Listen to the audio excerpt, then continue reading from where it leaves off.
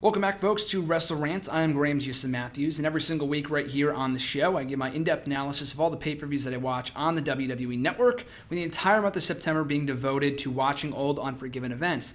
Today's show is all about Unforgiven 2003. So this show is not as good as some of the past installments. I loved Unforgiven 2002 and Unforgiven 2001. I thought both shows were very good to great. This one didn't really continue the theme of getting better and better, but I'll break that down as we go along. So opening the show, a handicap tables match of the World Tag Team titles. The Dudley Boyz, Bubba Ray and Devon, taking on Rob Conway and La Resistance, Sylvain Grenier and Rene Dupree. A fun little match. Of course, table stipulation was the specialty of the Dudley Boyz coming off of their rematch. At SummerSlam, this match made sense, and I think Spike Dudley, he might have been legitimately hurt. I know he took a bad bump on the Raw. They showed the replay a couple times. So maybe I think the original intention was to make this a 3-on-3 six-man tag team match, but it said a lot about La Resistance to not be able to beat the Dudley Boyz. I know this is their specialty match, but the Dudley Boyz couldn't beat them in a 2-on-2 tag team title match at SummerSlam. Yet in a 2-on-3 situation, they could beat them. It didn't really make much sense, especially considering Devon had been put through a table early on. So technically it was Bubba 3-on-1. And Devon was still legal. He could still do stuff. It just took Bubba to be put through a table in order for La Resistance to win. Technically, it was 3-on-1 at various points, and they still lost the match. They still lost their tag team titles, and the Dudley Boyz would win the belts for the 17th time, including the reigns in ECW, WCW. It was crazy. But yeah, a fun little match. Just that one little logic gap there didn't make much sense to me, and a nice little payoff. The crowd ate it up, and the Dudley Boyz, one of the greatest teams of all time. Just after 17 title wins, you would think that they would grow stale after a while, but still, fun little way of kicking off the show. After that, Test versus Scott Steiner. So this feud had been going on for a long time, and if Test won, he would win Stacy Keibler's services as well as Scott Steiner's services. So what exactly that meant was anyone's guess. The commentators questioned that a few times. It was never really made clear what that exactly meant, and I didn't watch the aftermath of this. I think I watched Survivor Series from that year, but I didn't watch I don't know whatever happened with this feud. I got to look it up. But the match was good. It was okay from their standards, from basically what you would expect from these two. And in other past matches were really nothing of note. They were just kind of, you put Scott Steiner and Test in a ring together. Test was never the greatest worker. A lot of people praise his in-ring work. It's not that I wasn't a Test fan, and he was very impressive for a guy of his size, but he was never the greatest technical wrestler. A lot of his matches were poop, and this match was no different. Scott Steiner was not the greatest worker in his own right, so you put those guys in a ring together, they're not going to create a very compelling contest. But to their credit, though, definitely their best match I've ever seen from these two, and the drama of who would win and if Tess would win and win back her services of Stacy and Scott kind of kept the match a little bit more it added more suspense to the feud and made it more meaningful and made you more engaged as a viewer. So the match itself, basically what you would expect in the two, and Test winning definitely kept the feud alive, obviously, and made you want to see what would happen next, as with me, exactly. I have no idea what happened next, and I kind of want to find out what did happen next with both Stacy and Scott Steiner having their services being acquired by Test. So I have to wait and see where that goes in the weeks to come. So after that, Randy Orton taking on Shawn Michaels in a very good match, and the kind of match that you would expect that Orton would, the breakthrough performance for the future World Heavyweight Champion. His first real match where people looked at him as, this guy can go, he can hang with the elite. Shawn Michaels and his ongoing feud with Evolution. Randy Orton was the next step. He was the next guy on the list to take on. So a very good match from the two. Nothing. I think they would have better matches in the years later on, in 06 and 07, in the years they would face off. But still, this was also a very, very good match. I enjoyed it while it lasted.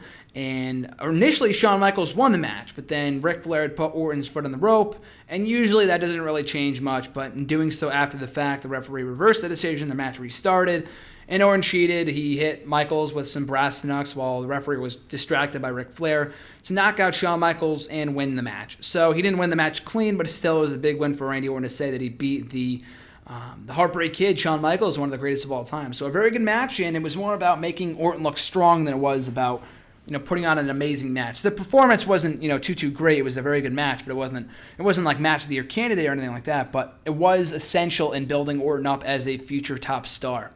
So after that, women's tag team match with Trish Stratus teaming with Lita to take on Molly Holly and Gail Kim. A good match, again, it just didn't really have any meaning, much like the match from a year prior. I think it was between Trish and Molly. Might have been Ivor. I'm pretty sure it was Molly Holly. Just, I didn't care. You know what I mean? It just didn't really... It was a good match, and Lita had just come back from, I think, a long-term injury, or maybe she was about to be injured. I forgot which one it was. I'm pretty sure she had just come back from injury at this point. She put forth a good performance. I liked her kind of how she switched up her attire at one point when she came back, and her and Trish worked well as opponents, and they had a pretty good match against Molly Holly and Gail Kim.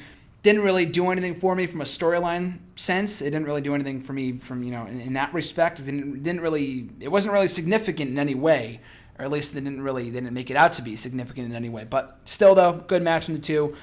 Definitely a better tag team match than we would see a couple years later. I'm pretty sure it was that Backlash or Unforgiven 05, and I'm in the middle of watching it right now, but I'll get to that when I get to it. So after that, a last man standing match between Kane and Shane McMahon, kind of stemming from Kane attacking Linda McMahon and making Shane's life a living hell.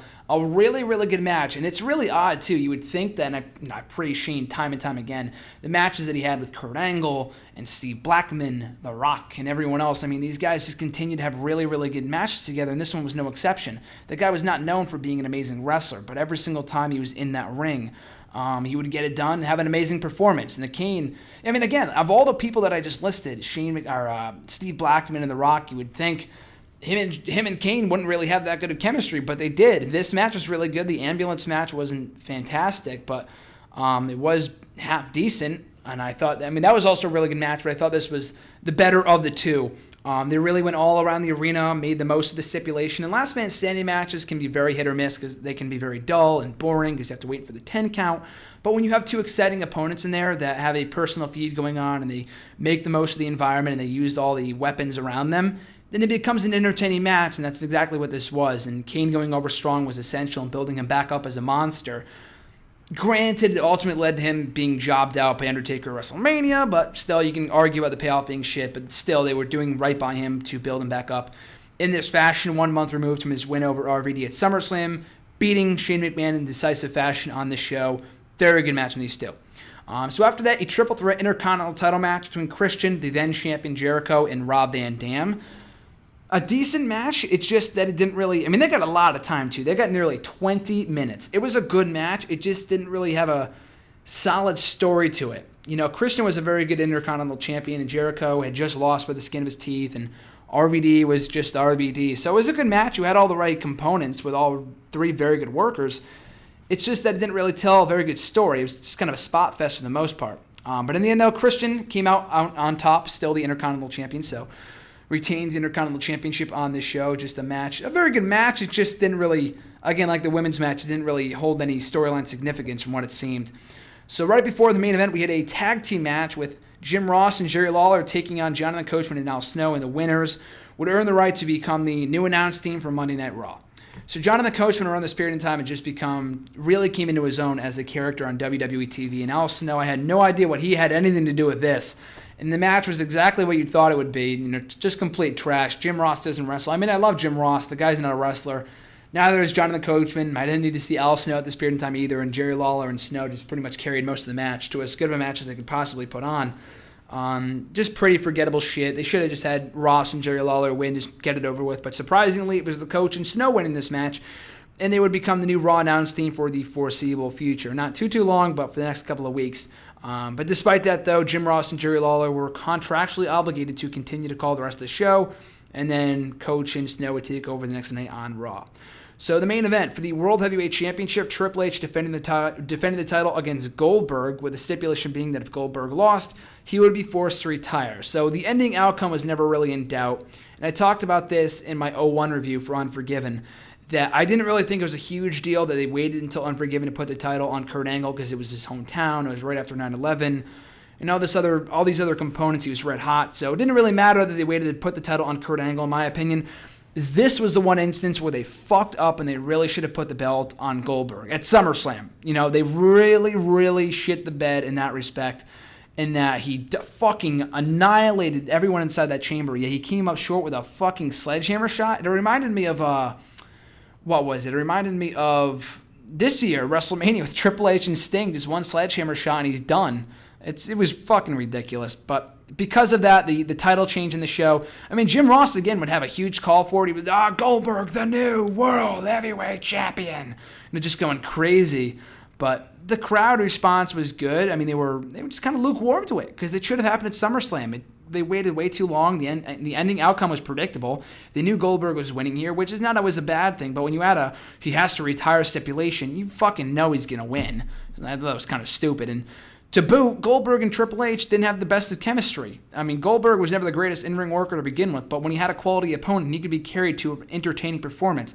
Triple H was not that guy. From 02 to 05, as much as he dominated, as successful as Triple H was, his matches and his opponents, for the most part, weren't too exciting, with the exception of maybe like Michaels and Benoit. For the most part, everyone that Triple H faced, it was a fucking bore fest, because he dominated every single time he was champion of Raw. He had been champion for fucking 9 months at this point, before he dropped the belt to Goldberg on this show.